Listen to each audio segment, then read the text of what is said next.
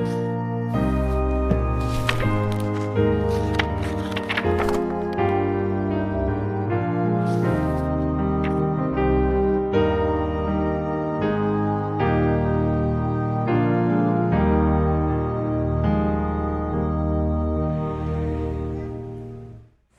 de las cosas que caracteriza esta sociedad o esta época del año en nuestra sociedad es precisamente las luces, los villancicos, cuando vamos a los centros comerciales, las películas que son alusivas a Santa Claus y bueno, y podríamos hablar de muchas cosas que son alusivas a esta época navideña, pero lo cierto es que, y lo irónico, es que muchos celebran la Navidad, es decir, nacimiento, sin embargo, no saben quién fue quien nació. Entonces, mis amados hermanos, otra cosa que caracteriza esta época navideña son precisamente los cantos.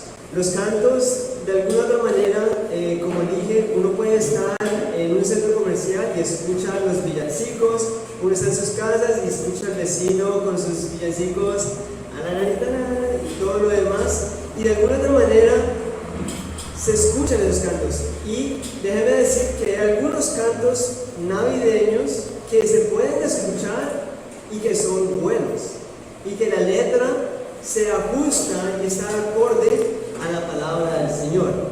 Sin embargo, hay otras canciones navideñas que son terribles, que de Navidad no tienen nada.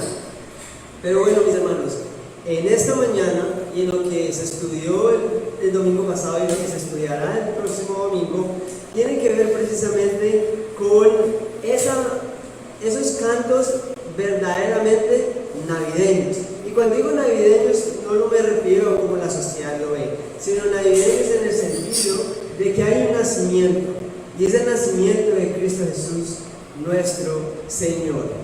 Y si hay unos verdaderos cantos inspirados por Dios, pueden decirles salmos, pueden decirles villancicos, pero que han sido inspirados por el Señor y se encuentran en los dos primeros capítulos del Evangelio de Lucas, como ya lo estuvimos viendo la semana pasada con Magnificat, que es el canto de María, y en nuestro estudio de él y nuestro objeto de estudio en la mañana de hoy es Benedictus, el segundo canto.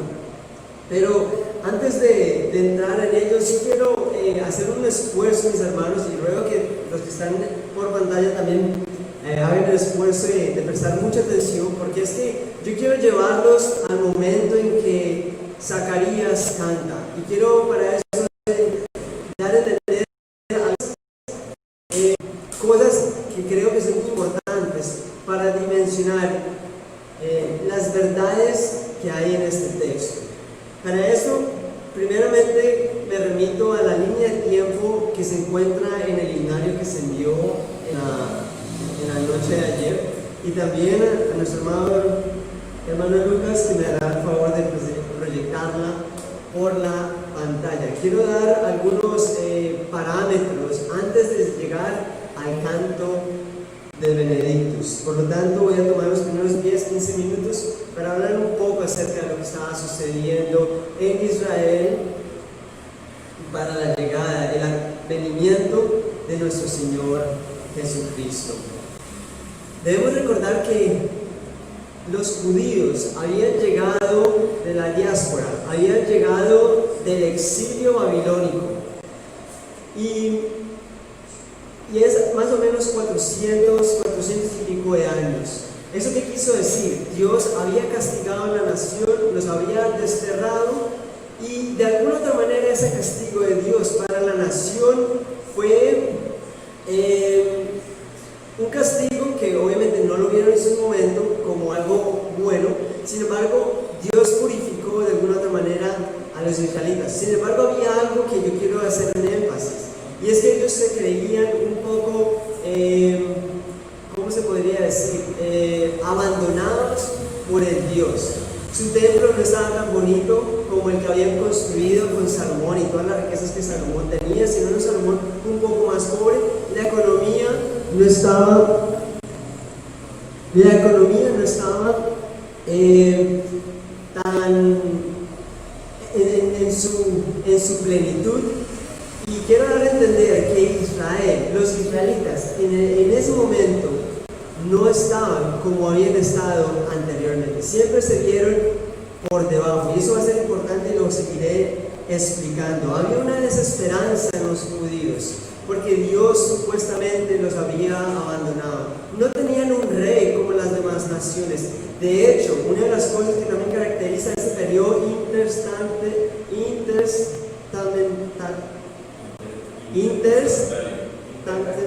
bueno, ese periodo entre los dos testamentos, ellos habían sido soberanos sobre su nación. Cuando Israel regresó del exilio babilónico, no regresó en libertad. Ellos estaban aún bajo la potestad del imperio persa. Ellos todavía estaban subyugados a un rey impío que no pensaba como ellos. Y luego los persas vinieron los griegos, y después de los griegos los romanos. Israel nunca había tenido una tierra prometida como Dios se lo había prometido a los israelitas con Abraham. Y esto va a ser importante porque en el Benedictus, en este canto, Zacarías va a hablar de Abraham. Entonces quiero que tengan en cuenta algo, y es que Dios les había prometido a los hebreos una tierra para ellos. Sin embargo, desde el exilio, ellos se sentían desesperanzados porque Dios nos había mostrado con un rey que los iba a libertad como ellos lo estaban esperando. Entonces, entendiendo ese contexto donde Israel de alguna otra manera se sentía un poco abandonado por Dios y sus promesas y el cumplimiento de ello, es que nos encontramos con Zacarías, un hombre piadoso. Y bueno, para eso quiero ahora sí entrar en la línea de tiempo que pueden ver en sus celulares. Esta línea de tiempo quiero que la puse por dos motivos. La primera es motivarles a que si no están haciendo un tiempo devocional lo puedan hacer, y lo pueden hacer con base a esta línea de tiempo, que de pronto de alguna otra manera les dará un mayor entendimiento de lo que Lucas quiere decir, porque todos estos capítulos, si yo lo podría sintetizar, habla de alegrémonos, gocémonos, cantemos, porque la llegada del Mesías ha llegado. Eso, así yo lo podría resumir estos dos pasajes. Por lo tanto, invito a que puedan leer estos dos capítulos a la luz de estas subdivisiones que se crearon. Ahora la Reina Valera y otras divisiones tendrán otras más particulares, pero inicialmente van a ver el anuncio de Juan el Bautista. Lucas comienza hablando de que Zacarías, un hombre piadoso que estaba viviendo a la voluntad de Dios, sin mancha alguna, obviamente sí pecador. La Biblia describe que hay hombres pecadores, pero que fueron piadosos.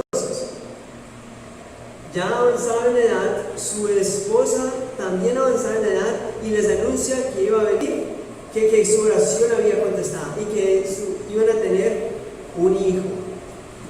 Zacarías, ya estando viejo, aunque siempre anhelando un hijo, se estremece, hay un poco de incredulidad, y por ello él queda enmudecido por 9 meses hasta el nacimiento de su hijo. Ya vamos a ver quién es él. Luego, 6 meses después, el mismo ángel se le aparece a María, y no voy a hablar de esto porque se explicó la semana pasada. El ángel visitó a María, y María luego concibió a Jesús, y en medio de su embarazo también va y habita en la casa de Zacarías y Elizabeth, su prima, por 3 meses. Y luego, ya para los 9 meses del anuncio de Juan el Bautista, está aquí. Zacarías le correspondía estar sirviendo en el templo. Allí estaba Zacarías, y se le aparece nuevamente el ángel. Bueno, entonces, volviendo a la línea de tiempo, entonces tenemos el anuncio de Juan el Bautista, tenemos el anuncio del Mesías, Jesús, luego vemos cómo María visita a su prima, y luego viene el nacimiento, que es ya cuando, y es lo que nos vamos a enfocar en el día de hoy. Y si ustedes ven entre el primer pasaje y este cuarto en la línea de tiempo, van a ver que hay una línea diagonal. Es porque hay una similitud de lo que estaba sucediendo en ese momento y el cumplimiento de ello. Y lo mismo con lo de María. Hay un anuncio del nacimiento de Jesús, se anuncia el nacimiento de Jesús y luego, bueno, todo lo que conlleva al canto que será la próxima semana, que es Nunc Dimittis. Y hay otro canto que es el de Gloria Excelsus, que es el de los ángeles. Y finalmente vemos a Jesús ya a los 12 años. Es el evangelio que más nos contextualiza o nos da una luz del advenimiento de Cristo el Señor. No siendo más, mis hermanos, quería dar este preámbulo porque es importante, creo que es pertinente para lo que vamos a estar viendo, la situación de los judíos en aquel momento y que ustedes comprendan el desarrollo de estos dos capítulos que tienen un mismo tema. Entonces, Benedictus Dominus Deus Israel. Así comienza el canto que vamos a estar estudiando en la mañana de hoy. Zacarías, Elizabeth van a concebir a su hijo. Lo conciben y en ese momento, a los 8 días, como una tradición judía, está el nacimiento, la circuncisión. Era una ceremonia religiosa para todos los hebreos y judíos de aquel momento, y de hecho hasta los ortodoxos del día de hoy también lo hacen. En ese momento, yo les comenté que Zacarías estaba enmudecido por 9 años, 9 meses, desde el anuncio de su hijo hasta el nacimiento de ellos. Pero nació y hasta los 8 días, cuando ya le van a colocar el nombre, es que brota de su corazón este canto que vamos a estar estudiando en nuestra mañana de hoy. Y a medida que voy leyendo este pasaje, haré algunas preguntas que al final quisiera que esas preguntas hayan sido contestadas. Y dice así, quiero que se ubique en el primer capítulo de Lucas, versículo 67. Y Zacarías, su padre, fue lleno del Espíritu Santo y profetizó diciendo: bendito el Señor Dios de Israel, que ha visitado y redimido a su pueblo. Una pregunta que nos podríamos hacer es: ¿por qué lo visita? Y nos levantó un poderoso Salvador en la casa de David, su siervo. ¿Cómo así que nos levantó un Salvador? ¿Cómo así que la casa de David? ¿Acaso él no fue el segundo monarca de Israel? Ya había pasado mucho tiempo. Como habló por boca de sus santos profetas, que fueron desde el principio, salvación de nuestros enemigos y de la mano de todos los que nos aborrecieron, para hacer misericordia con nuestros padres, acordarse de su santo pacto, del juramento que hizo Abraham nuestro padre, que nos había de conceder, que librados de nuestros enemigos, sin temor les serviríamos, en santidad y justicia delante de Él todos nuestros días. Y tú, niño, profeta del Altísimo serás llamado, porque irás delante de la presencia del Señor para preparar sus caminos, para dar conocimiento de salvación a su pueblo, para perdón de sus pecados, por la entrañable misericordia de nuestro Dios, que nos visitó desde lo alto de la aurora, para dar luz a los que habitan en tinieblas y en sombra de muerte, para encaminar nuestros pies por el camino de paz. Y el niño crecía y se fortalecía en espíritu, y estuvo en lugares desiertos hasta el día de su manifestación a Israel. Mis amados hermanos, este es un verdadero canto navideño. Este verdaderamente es un canto que exalta a Dios. Es un verdadero canto de un hombre lleno del Espíritu Santo que experimentó un corto pero bendito castigo de Dios por su incredulidad y que entendía lo que estaba aconteciendo ante sus ojos. Zacarías estaba circuncidando a su Hijo. Y él estaba viendo que el cumplimiento de lo que Dios había dicho en el Antiguo Testamento se estaba cumpliendo, valga la redundancia. Si ustedes leyeron esto y no entendieron algunas cosas, probablemente puede ser porque hay falta de conocimiento en el Antiguo Testamento. Y no lo digo de una manera discriminativa o de mala forma, sino que si ustedes leen este salmo, y si leyéramos este salmo en un salmo del Antiguo Testamento, seguramente van a encontrar mucha similitud, porque es que es prácticamente como si fuese un salmo hebreo, inspirado en el Antiguo Testamento, simplemente que es nuevo. Hay algo que caracteriza este canto, y es que es netamente verdades del Antiguo Testamento, de las cuales estaré hablando con ustedes ahorita en unos minutos. Sin embargo, aquí nos podemos dar cuenta de este canto y de Zacarías, que era un hombre piadoso, que creía en la palabra de Dios, que conocía muy bien el Antiguo Testamento, estaba lleno de la palabra de Dios. ¿Y acaso le da una pregunta? ¿Acaso nosotros también no debemos estar llenos de la palabra de Dios? Si nosotros brotásemos en un canto de alegría, ¿por qué sería? Gracias a mí por mis estudios, por mi inteligencia, o le daríamos gracia a nuestro Dios, y brotaría en nuestro corazón las verdades bíblicas que Él ha dado a su pueblo. Imagínense, hermanos, toda una vida predicando la esperanza de Israel, y ahora Él estaba viendo el pequeño destello de lo que había de venir. Ahora, ¿por qué digo acerca del Antiguo Testamento? Porque es que ahorita que vamos a estar desglosando este canto, vamos a ver que hay citas directas e indirectas del Antiguo Testamento. Y ya vamos a hablar un poco de eso. Sin embargo, quiero que leamos los primeros dos versículos de este canto. El versículo 67 y el versículo 68. Y Zacarías, su padre, fue lleno del Espíritu Santo y profetizó diciendo: bendito sea el Dios de Israel, que ha visitado y redimido a su pueblo.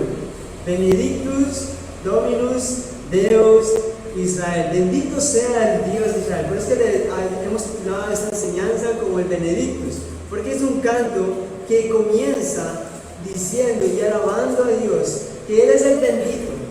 Bendito es el Dios de Israel.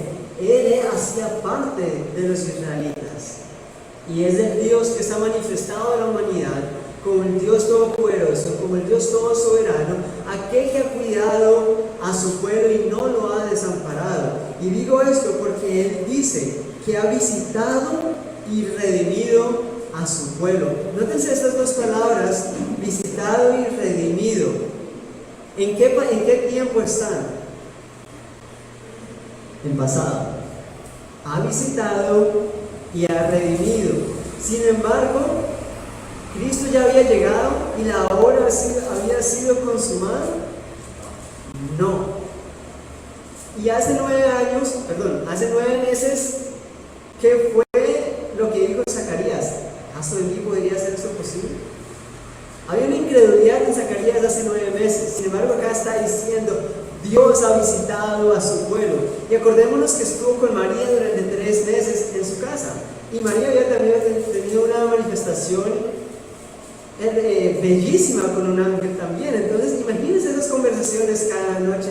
Y cuando los niños brincaban en su vientre y todo, ellos sabían qué era lo que estaba sucediendo. Que Elizabeth tenía aquel que iba a pregonar, o el precursor del Mesías, y que María era la madre que Dios había utilizado para traer al Mesías a su pueblo. Y por eso es que Zacarías, me atrevo a decir que él dice: ya ha visitado y ya ha redimido, porque él sabe que lo que Dios ha prometido también lo cumplirá. Entonces, si Dios no lo ha cumplido, pero yo sé que lo va a cumplir, yo puedo decir que lo cumplió, porque no importa el tiempo, Dios lo hará en su debido tiempo y será perfecto. ¿Me estoy haciendo entender? Entonces, habiendo entendido este primer canto, o esta primera parte del canto, que resta este canto en tres partes. Y es que Zacarías va a brotar y va a cantar conforme al pacto que se le hizo a David. Ustedes de pronto han escuchado el pacto davídico. Y también después habla acerca del pacto abrahámico. Y hay muchos pactos a lo largo de la Biblia. De hecho, toda la Biblia se sostiene bajo la doctrina de los pactos. Lo que Dios ha establecido, Él lo cumplirá. Y progresivamente va mostrando el destello de lo que Él va a estar haciendo. Aunque esta enseñanza no va a ser una enseñanza de pactos, vamos a tener que verlos, porque es que Zacarías entiende los pactos y los va a evidenciar en su canto. Y no solamente estos dos, sino que también va a hablar de aquel máximo pacto que también es profetizado, que es el nuevo pacto. Y que de hecho Cristo lo dice, este es el nuevo pacto. En fin, ya vamos a hablar de eso, no me adelanto. Entonces, como les digo, los pactos son la columna vertebral de la Biblia, pero no lo vamos a ver en orden. Y hay muchos otros pactos, el pacto de Noé, el pacto sinaico, hay varios pactos en el Antiguo Testamento, y de alguna otra manera todos se van complementando y se van evidenciando hasta llegar al nuevo pacto que es Cristo y lo que Él hizo en la cruz. Sin embargo, hay pequeños destellos que se nos va mostrando. Entonces, veamos entonces por qué digo esto. Y vamos ahora a leer los versículos siguientes, que es del 69, 70 y 71. Y dice: y nos levantó un poderoso Salvador. Miren que otra vez está hablando en pasado. Nos levantó, pero todavía no ha nacido, pero ya Él está declarando que lo levantó. En la casa de David, su siervo, como habló por boca de los santos profetas que fueron desde el principio, salvación de nuestros enemigos de la mano de todos los que nos aborrecieron. Entonces,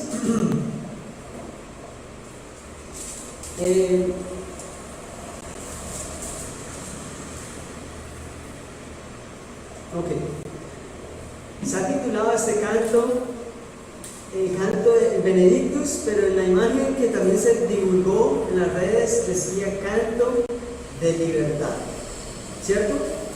Porque es que el pacto davídico tiene que ver con una libertad. De pronto los judíos entienden esa libertad como si fuese algo material, propio de este mundo, como la libertad del yugo de otra nación, que era lo que estaban esperando en su momento.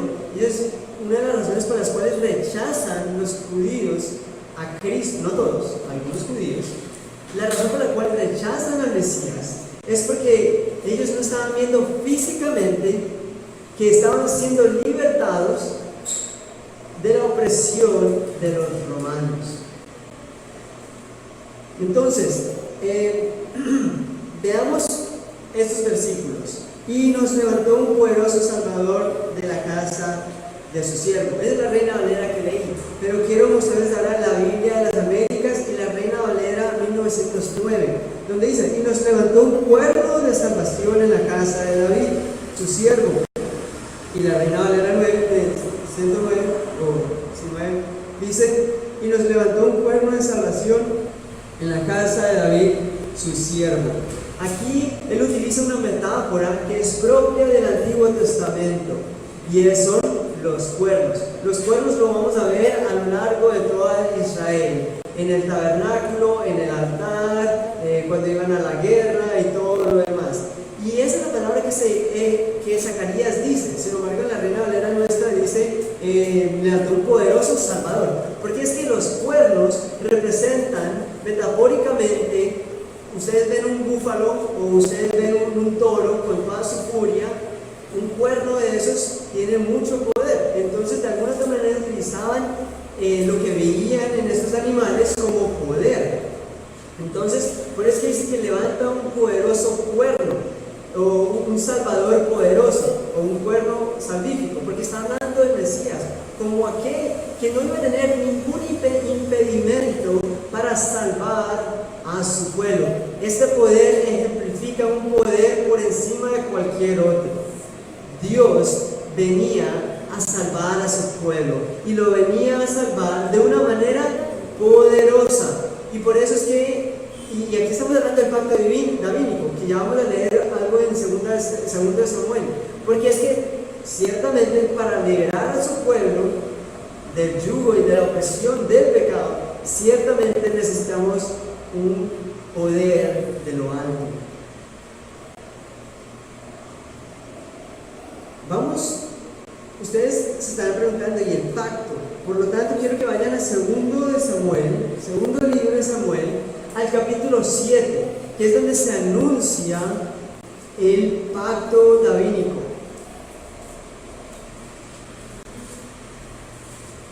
Al capítulo 7, versículo 10.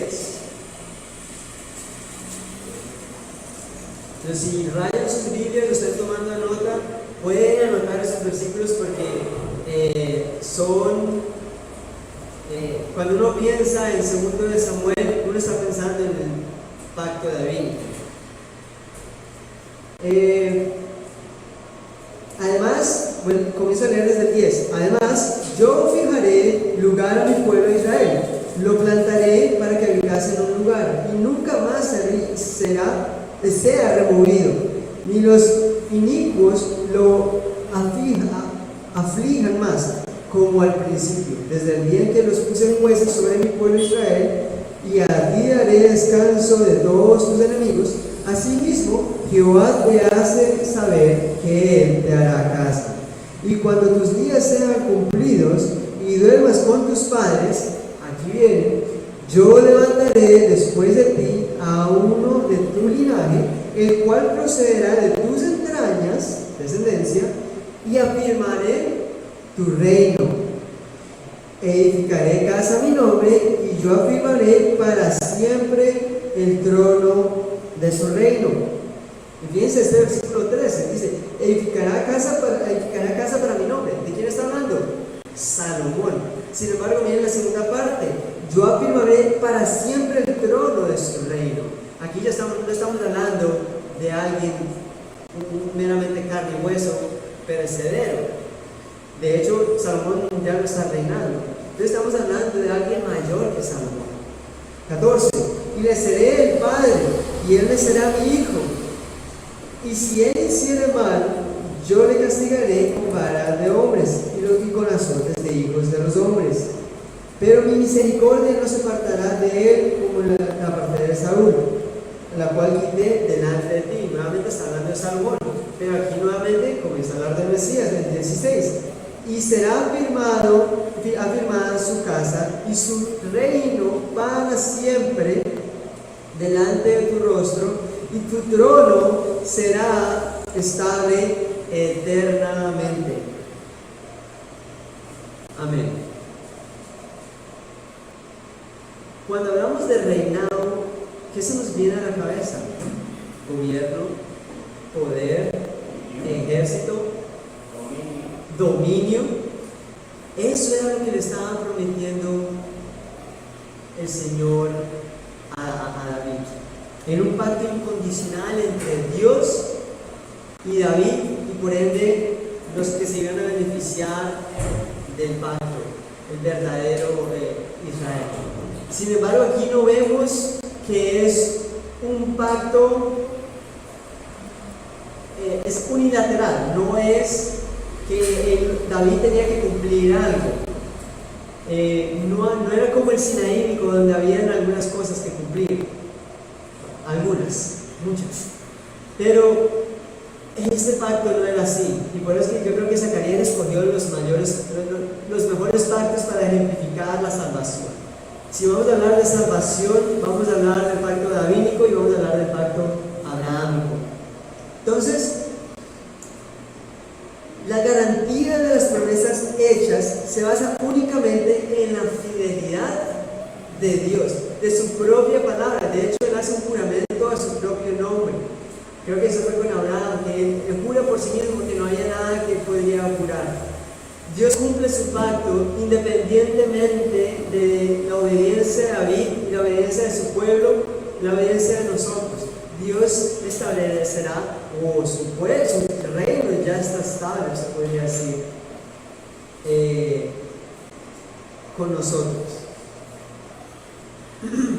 Este pacto divínico, para los que han leído el Antiguo Testamento, se habla de reinos, se habla de tronos, se habla de la casa de David, y hay más de 40 referencias que obviamente no vamos a hacer en nuestro estudio hoy, pero que ciertamente desde David hasta que se cierra Malaquías, en el Antiguo Testamento, reiteradamente Dios está recordándole a su pueblo por medio de los profetas que iba a hacer ¿qué? Que iba a traer un Mesías, un rey que gobernará eternamente. Y Zacarías sabía que Dios había levantado a ese poderoso Salvador que se le había prometido a David. Pero mis hermanos, recordemos algo, David estuvo más o menos 1000 años antes de Cristo, cuando se le prometió. Sin embargo, por su desobediencia caen cautivos bajo el poder de Babilonia. Por eso hacía énfasis en el contexto histórico. Por eso está el libro de Lamentaciones, porque estaban lamentando lo que estaba sucediendo. Y aunque Jeremías era un hombre fiel, el pueblo de Dios estaba totalmente sin esperanza de que Dios realmente iba a cumplir eso que le había dicho a David. Y luego hay gran alegría porque hay un retorno a la tierra prometida, pero sorpresa, están bajo el yugo persa y después bajo el yugo de los griegos y después bajo el yugo de los romanos, y ellos no ven esperanza aquí. Pero Zacarías está diciendo, sí lo hay, lo estamos viendo. Dios ha levantado al Salvador. Él dice, nos ha visitado, nos ha redimido, nos levantó. Ya lo que Dios le prometió a David se estaba dando cumplimiento. El rey que vendría a libertar a su pueblo había llegado. Luego encontramos el pacto abrámico en el canto de Zacarías, que también es pertinente simplemente repasar. Como les dije, no es una clase de pactos, pero indudablemente los pactos están en este canto.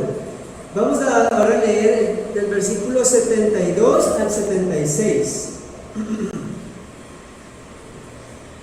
Del juramento que hizo, 72, para hacer misericordia de nuestros padres y acordarse de su santo pacto, del juramento que hizo a Abraham nuestro padre. ¿Cuál es ese juramento?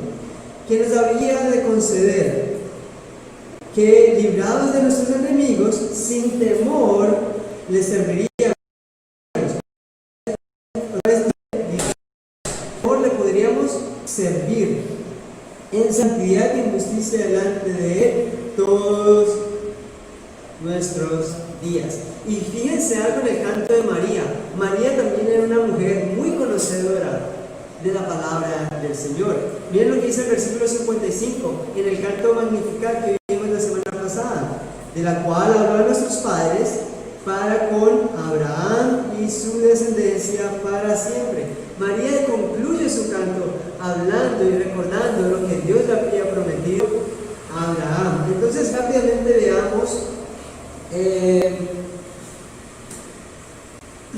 esto del pacto abrahámico. Acompáñenme entonces a Génesis 12, capítulo 1, Génesis 12, versículo 1, 2 y 3.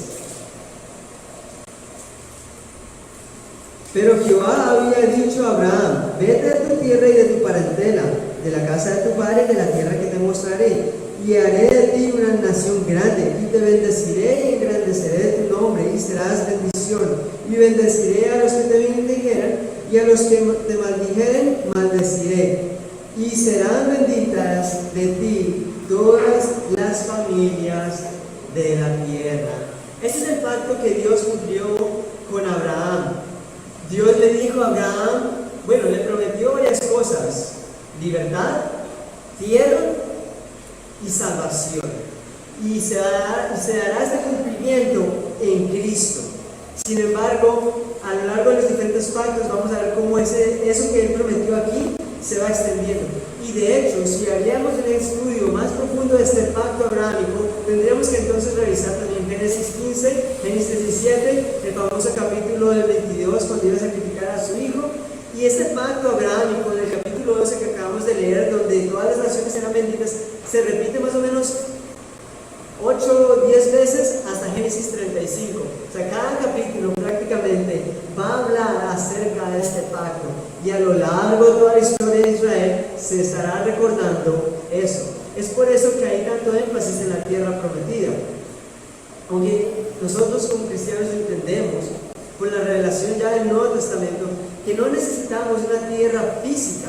La tierra prometida es nuestra salvación, la liberación que Dios hace de nuestros pecados y que hay una vida eterna. Esa es la tierra prometida para nosotros. Y quisiera hablar un poco más acerca de este pacto, pero hay más que decir, el tiempo es corto y lo que quiero simplemente dar a entender es que Dios había prometido un lugar de reposo donde fluye leche y miel para su pueblo y que su pueblo iba a gozar de él para siempre. Y que no solamente él, sino todos los descendientes de Abraham. Y en el Nuevo Testamento se nos habla quiénes son los verdaderos descendientes de Abraham y son los que han creído. Que la circuncisión no es física, sino del corazón, y que esos son los verdaderos hijos de Abraham. ¿Qué quiere decir Pablo con eso? Precisamente los que están dentro del pacto de Abraham. Listo. Ahora vamos a los versículos 76 del canto. Aquí le habla Zacarías a su hijo. Seguramente lo tenía en sus brazos mientras que cantaba. Pero el canto que se dirige a Juan el Bautista en sus brazos, al niño, no está alabando a él, sino lo que Juan el Bautista hará por el Mesías. Y aquí tiene que ver con el cumplimiento del nuevo pacto. Y tú, niño profeta del Altísimo, serás llamado, porque irás delante de la presencia del Señor para preparar sus caminos, para dar conocimiento de salvación a su pueblo, para perdón de sus pecados. Por la entrañable misericordia de nuestro Dios, por la que nos visitó desde lo alto de la aurora, para dar luz a los que habitan en tinieblas y en sombra de muerte, para encaminar nuestros pies.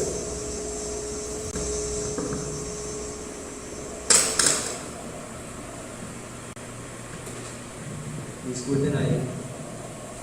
Para dar luz a los que habitan en tinieblas y en sombra de muerte, para encaminar nuestros pies por camino de paz. Y el niño crecía y se fortalecía en espíritu, y estuvo en lugares desiertos hasta el día de manifestación a Israel. Entonces aquí vemos que se está dando el cumplimiento del nuevo pacto. ¿Qué es el nuevo pacto? Acompañan a Jeremías 31:30, porque es que aquí Zacarías no lo menciona explícitamente el nuevo pacto, sino que entendemos que es el nuevo pacto porque él está hablando acerca de cómo Dios va a llevar a las pueblas que están enceguecidas en tinieblas a la luz admirable. Y obviamente ese es el Evangelio de Jesucristo, el nuevo pacto. Jeremías 31:31. Hay muchos pasajes acerca del nuevo pacto. Este es solo uno de los más emblemáticos y el que escojo para nuestro estudio de hoy, pero podríamos también recurrir todo el Antiguo Testamento hablando de este nuevo pacto.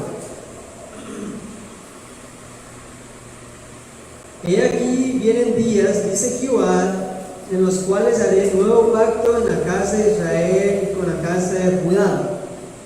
No como el pacto que hice con sus padres el día que le tomé de su mano para sacarlos de Egipto. Está hablando que no es como el pacto sinaínico, con obras, por méritos. Porque ellos invalidaron mi pacto, aunque fui yo su marido para ellos, dice Jehová. Ahora miren esto, pero este es el pacto que haré con la casa de Israel. Después de aquellos días, dice Jehová, daré mi ley en su mente y la escribiré en su corazón, y yo seré a ellos por Dios, y ellos me serán mi pueblo.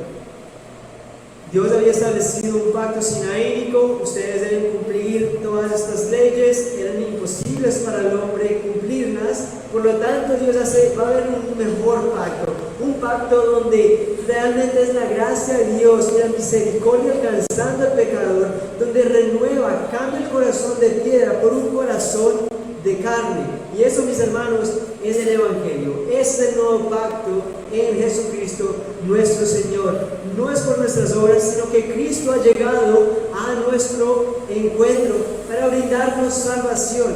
No es prosperidad. Bueno, hay una prosperidad en Cristo, pero no debe ser, ni es una regla de tres, una prosperidad material.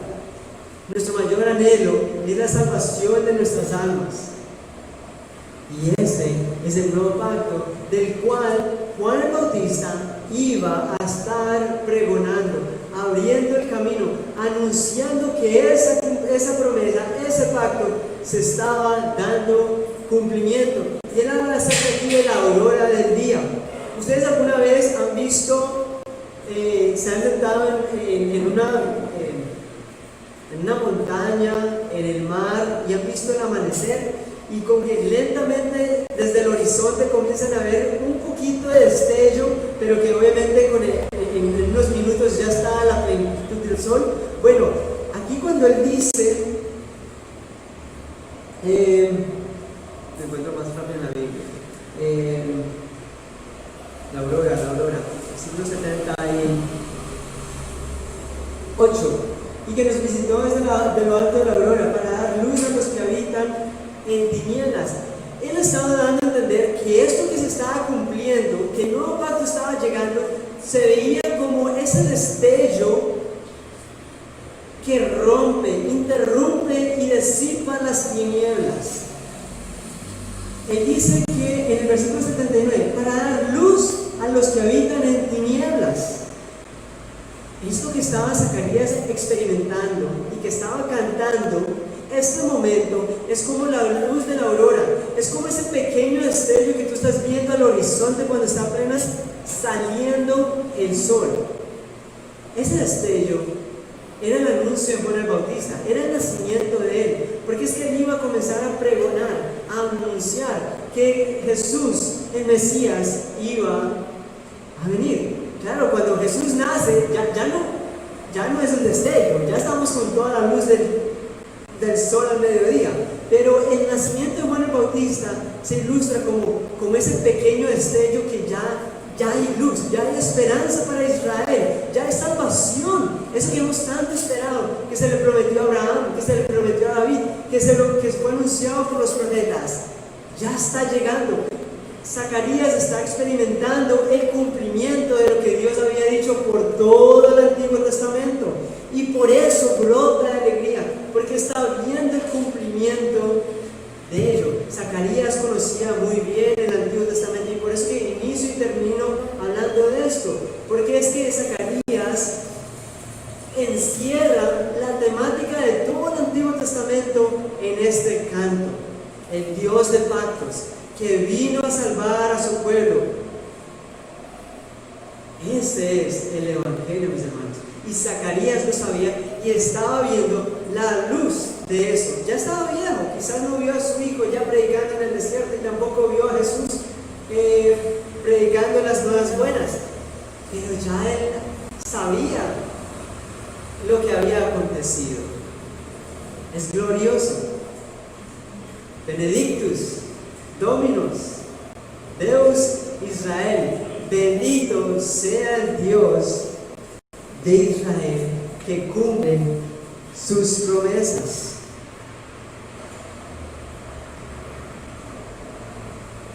Bendito sea el Señor. Para dar luz a los que habitan en tinieblas, hay esperanza.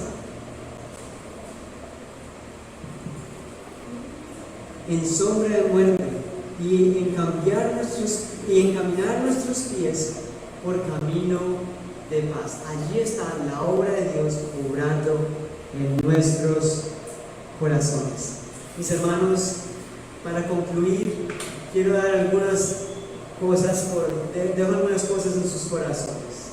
Lo primero es que necesitamos comprender el Antiguo Testamento. La palabra de Dios es la palabra de Dios, desde Génesis 1:1 hasta Apocalipsis 22, 22 hasta el último versículo. La palabra de Dios es la misma en el Antiguo y en el Nuevo. No podemos estigmatizar la palabra del Señor. ¿Cómo tú respondes a la Navidad? ¿Cómo tú respondes al anuncio del Mesías, del nacimiento de Cristo? Zacarías lo hizo de una manera gloriosa, mejor que yo, y no sé si también de ustedes. Él comprendió las verdades que Dios había dicho y por lo tanto se goza del nacimiento de su hijo, que era aquel, y eso no lo mencioné, que era aquel que también se había dicho por los profetas que iba a venir. Una voz que clama en el desierto, todos ustedes conocen los pasajes que están en todos los evangelios. Zacarías cantó al Señor, gozoso, bendiciendo a Dios de que estaba cumpliendo la salvación de su pueblo. Y noten algo, mis hermanos, no es una oración antropocéntrica, era un viejito. Él quería un hijo desde la juventud, y seguramente Elizabeth, por lo que se dice en otros pasajes de ahí en el mismo Evangelio de Lucas.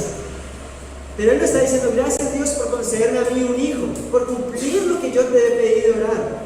No, él está agradecido y exalta a Dios por el cumplimiento de lo que Dios está haciendo con la salvación de su pueblo. Así reaccionó Zacarías. ¿Cómo tú reaccionas a la Navidad? El mundo lo celebra con cerveza, pachanga y todo lo que podemos decir. Y es irónico que buscan la Navidad un anuncio solemne para, hace parte de que están en tinieblas y no conocen la luz. Y Dios nos ayuda a preparar su palabra también. Este canto, a mis amados hermanos, nos debe llevar a reflexionar de cómo vemos y cómo contemplamos la llegada del Mesías, de Dios hecho carne, a nuestras vidas. Amén. Que el Señor bendiga su palabra. Antes de orar, quisiera saber si hay preguntas, inquietudes, si no me hice entender con algo y quieren que de pronto lo explique mejor. Recuerden que esto no es un sermón, es una escuela, entonces también puede haber participación de ustedes si es así.